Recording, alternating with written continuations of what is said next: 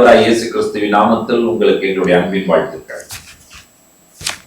இந்த பூமியில் ஆண்டவராய் இயேசு கிறிஸ்து மனிதனாக வந்ததனுடைய கடைசி வாரத்தின் நிகழ்வுகள், அதாவது சண்டே டு சண்டே என்ன நடந்தது என்பதை நாம் தியானிக்க இருக்கிறோம். இந்த தியானம் நிச்சயமாக நமக்கு ஆசீர்வாதமாக இருக்கும் என்று நான் நம்புகிறேன்.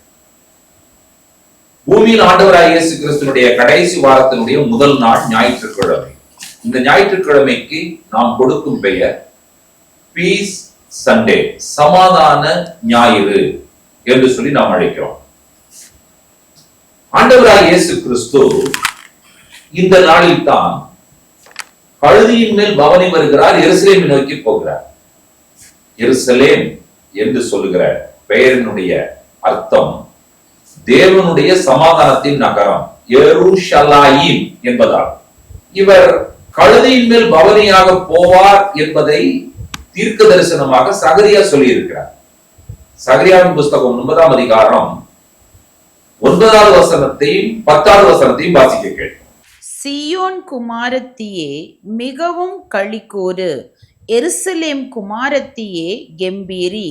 இதோ உன் ராஜா உன்னிடத்தில் வருகிறார், அவர் நீதி உள்ளவரும் இரட்சிக்கிறவரும் தாழ்மை உள்ளவரும் கழுதையின் மேலும் கழுதை குட்டியாகிய மரியின் மேலும் ஏறி வருகிறவருமாயிருக்கிறார்.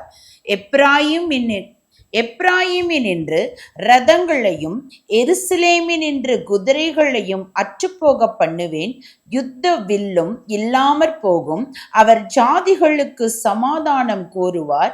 அவருடைய ஆளுகை ஒரு சமுத்திரம் தொடங்கி மறு சமுத்திரம் வரைக்கும், நதி தொடங்கி பூமியின் எல்லைகள் பரியந்தமும் செல்லும். இந்த வசனங்களை நீங்கள் கவனித்தீர்களா? இது ஆண்டவராய் இயேசு கிறிஸ்துவினுடைய பூமியில் கடைசி வாரத்தினுடைய முதல் நாள் நிகழ்வை ஏற்கனவே சகரியா சொல்லிவிட்டார். சீயோன் குமாரத்தி, எருசலேம் குமாரத்தி, நீ களிகூறு, நீ கம்பீரி, உன் ராஜா வருகிறார். உன்னுடைய ராஜாவுடைய பெயர் என்ன? சமாதானம். அவர் சமாதானத்திற்கான ராஜா. அவர் சமாதான ராஜா என்பதனுடைய அடையாளமாகத்தான் இவர் சொல்லும் பொழுது கழுதையின் மேல் வருகிறார். ராஜா குதிரையின் மேல் வந்தால் அவர் யுத்தத்திற்கு வருகிறார்.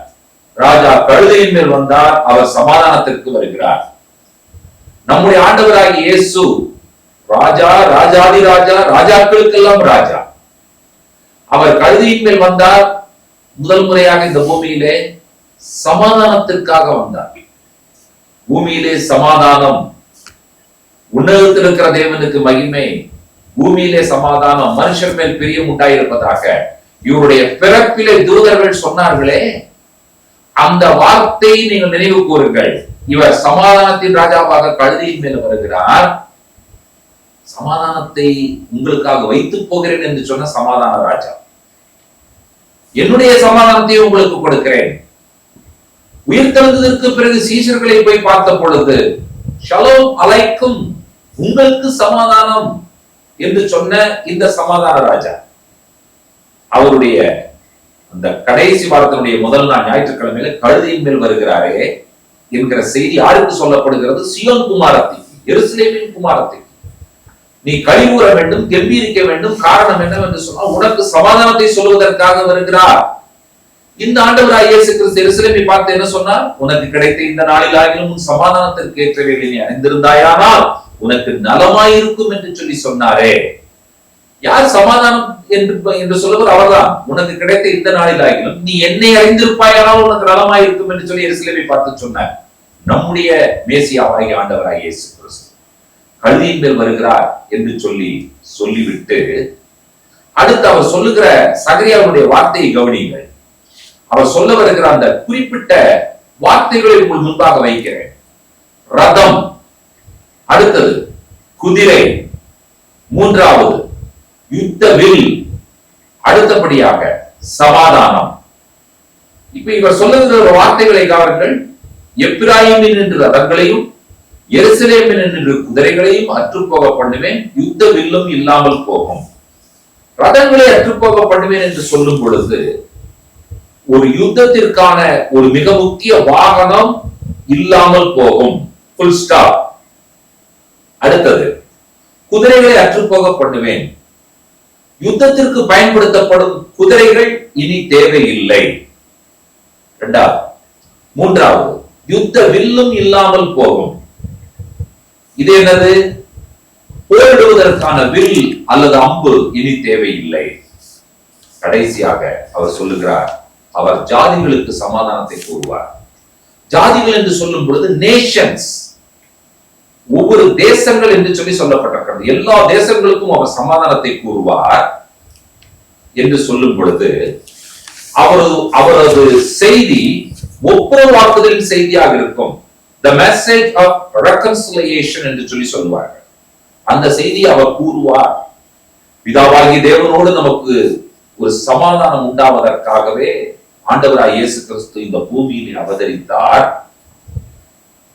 கடைசியாக சொல்லும் பொழுது சமுத்திரம் தொடங்கி அவருடைய ஆளுகை பூமியின் கடைசி பரியந்தம் எல்லா எல்லைகளிலும் இருக்கும் அப்படி என்று சொல்லும் பொழுது அது என்ன சொல்லப்பட்டிருக்கிறது என்று சொன்னா, எதிரிகளே இல்லாத ஒரு முழுமையான பூமியை, ஒரு நிலப்பரப்பை இந்த ராஜா Sar Shalom, Prince of Peace ஆளுகை செய்வார் என்று சொல்லி சொல்லப்பட்டிருக்கிறது.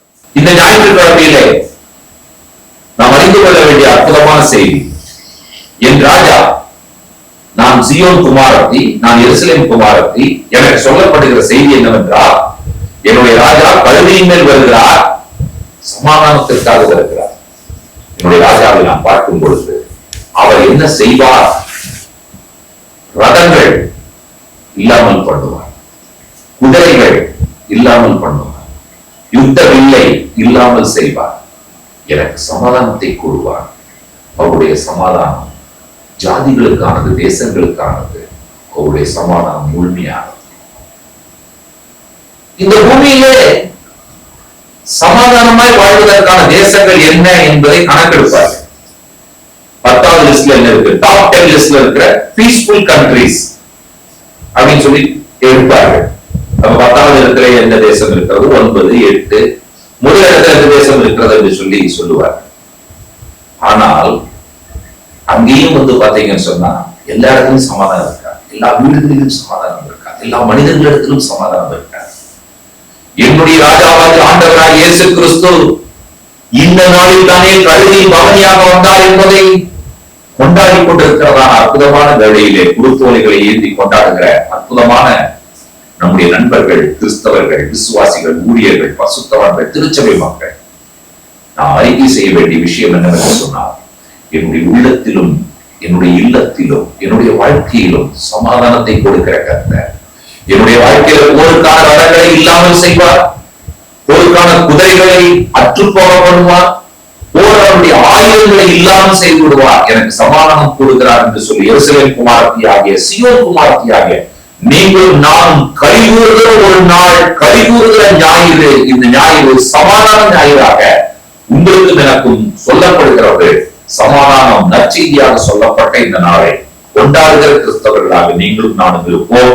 கர்த்தர் தாமே நம் ஒவ்வொருவருக்கும் அவருடைய முழுமையான சமாதானத்தை தந்து நம்மை வழி நடத்துவார். ஜெபிப்போம். திருவுள்ள பிதாவே, நல்ல ஆசீர்வதிக்கப்பட்ட ஞாயிற்றுக்கிழமைக்காய் நாங்கள் நன்றி சொல்லுகிறோம். நீர் கழுதையின் மேல் பவனியாக வருகிறீர் என்று சொல்லி எருசலேம் குமாரத்திக்கு செய்தி சொல்லப்பட்டது. அந்த எருசலேம் குமாரத்திக்கு சொல்லப்பட்ட செய்தியோடு கூட கர்த்தாவே சொல்லப்பட்ட விளக்கம் நிச்சயமாக அது எங்களுக்கு ஆசீர்வாதமாக அமைந்திருக்கிறது. சமாதான பிரபுவாகி நீர் எங்களுடைய வாழ்க்கையில சமாதானத்தை கொடுக்கிறார். இந்த செய்தியை கேட்டுக்கொண்டு இந்த ஜபத்துல பங்கெடுத்துக் கொண்டிருக்கிற ஒவ்வொருடைய வாழ்க்கையிலும் சமாதானம் இருக்கட்டும், குழப்பங்கள் மாறட்டும், கவலைகளும் கண்ணீர்களும் வேதனைகளும் இன்றோடு மறைந்து போகட்டும் என்று சொல்லி நாங்கள் ஒப்புக்கொடுத்து ஜெபிக்கிறோம். இன்றைய சமாதானத்தையும் உங்களுக்கு தருகிறேன் என்று வாக்கு பண்ணின ஜீவனுள்ள தேவன் உங்களுடைய பிள்ளைகளுக்கு, எங்களுக்கு உங்களுடைய சமாதானத்தை எங்களை வழிநடத்த வேண்டும் என்று சொல்லி ஒப்புக்கொடுத்து ஜெபிக்கிறோம். ஆளுநரின் தேவனுடைய திவ்ய கரங்களிலே எங்களை தாழ்த்தி சமர்ப்பிக்கிறோம். துதி கனமை உமக்கே இருக்கிறோம். இயேசு கிறிஸ்துவின் வல்லமையான நாமத்தில் வேண்டிக் கொள்கிறோம் பிதாவே, ஆமென். நம்முடைய கர்த்தராகிய இயேசு கிறிஸ்துவின் கிருபையும் பிதாவாகிய தேவனுடைய அன்பும் பரிசுத்த தேவாவியானவருடைய அன்யோன்ய ஐக்கியமும் சிநேகமும் நம்ம அனைவரோடும் கூட கர்த்தருடைய வருகை தெரியுங்கள் நீடித்து நிலைத்திருப்பதாக. ஆமென், ஆமென், ஆமென். Shalom, God bless you.